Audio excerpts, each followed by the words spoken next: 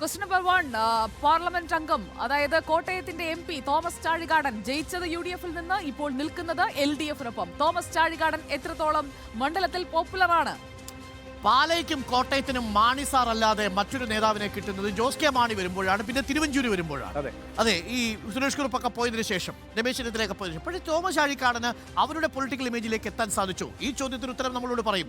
94%. മോശമല്ലെന്നേ പറയാം. അതാണ്, അതായത് ഒരു സാറ്റിസ്ഫാക്ടറി അല്ല. അതായത് മുഴുവൻ ആളുകളും അറിയുന്നില്ല എന്നുള്ളതാണ് തോമസ് ചാഴിക്കാടനെ. അത് ഞാനെപ്പോഴും പറയുന്നത് എന്താ വെച്ചാൽ ആളുകൾക്ക് അറിയാൻ വയ്യാത്തതൊന്നുമല്ല.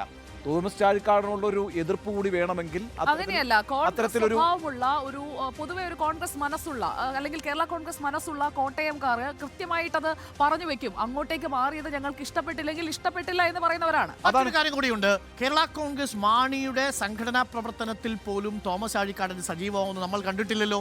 നിങ്ങൾക്ക് രണ്ട് ഫേസേ കേരള കോൺഗ്രസ് ജോസ് കെ മാണി പാർട്ടിയിലുള്ളൂ. അതിലൊന്ന് ജോസ് കെ മാണിയാണ്, മറ്റൊന്ന് റോഷിയാണ്. ഇപ്പൊ മന്ത്രിയായിരിക്കുന്നുണ്ട് റോഷി. അപ്പം ഇവർ രണ്ടുപേരും അല്ലാതെ കേരള കോൺഗ്രസ് മാണി വിഭാഗത്തിൽ നിന്ന് മറ്റൊരു നേതാവിനെ നമ്മൾ സാധാരണക്കാർക്ക് പോലും ചോദിച്ചാൽ അറിയില്ല.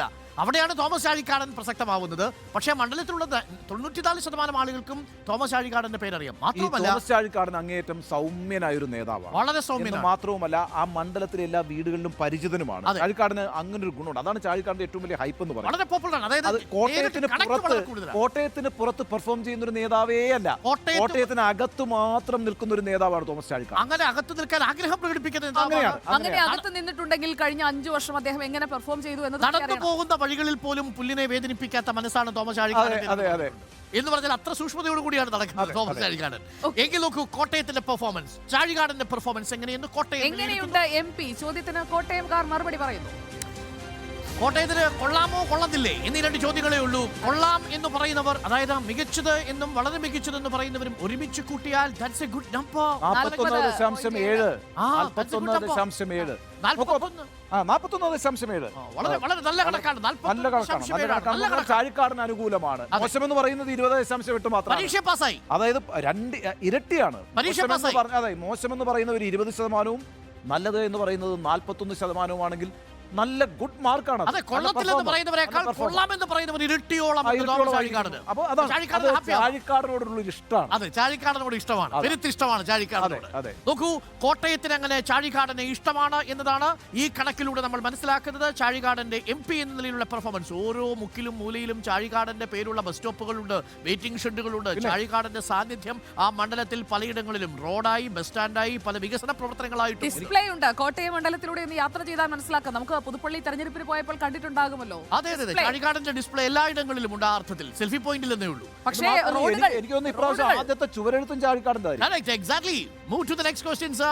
അടുത്ത ചോദ്യം, വോട്ട് രേഖപ്പെടുത്തുമ്പോൾ കോട്ടയംകാർ ഏത് വിഷയമാണ് അവരുടെ മനസ്സിൽ പ്രധാനമായും കാണുന്നത്? ഏതിനാണ് അവർ പ്രാമുഖ്യം നൽകുന്നത്? Question number 3. Answers on screen.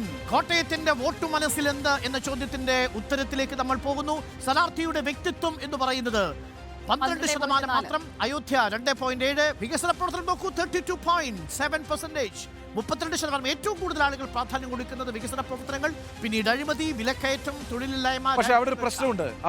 കാരണം വെച്ചാൽ വികസന പ്രവർത്തനങ്ങൾക്ക് 32% ആളുകൾ പ്രാധാന്യം കൊടുക്കുന്നു എന്ന് പറയുന്നുണ്ടല്ലോ. അത് നിശ്ചയമായും തോമസ് ചാഴിക്കാടന് ഗുണകരമാണ്. കാരണം വെച്ചാൽ 41% ആളുകളും വികസന പ്രവർത്തനത്തിൽ വളരെ മുന്നിലാണ് MP എന്ന് പറയുന്നത്. പക്ഷേ വേറൊരു പ്രശ്നം അവിടെ നിൽക്കുന്നു. അത് വലിയൊരു കണക്കാണ്.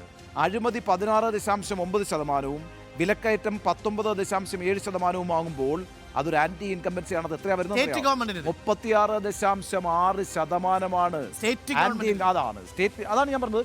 അത് ചാഴിക്കാടനെതിരാണ്. അതായത് ചാഴികാടനോട് സ്നേഹമുണ്ടെങ്കിലും സംസ്ഥാന സർക്കാരിനോട് മമതയില്ല. അപ്പോൾ സംസ്ഥാന സർക്കാരിനെ വിലയിരുത്തുമോ ചാഴികാടനെ വിലയിരുത്തുമോ എന്നതാണ് ചോദ്യം. അതൊരു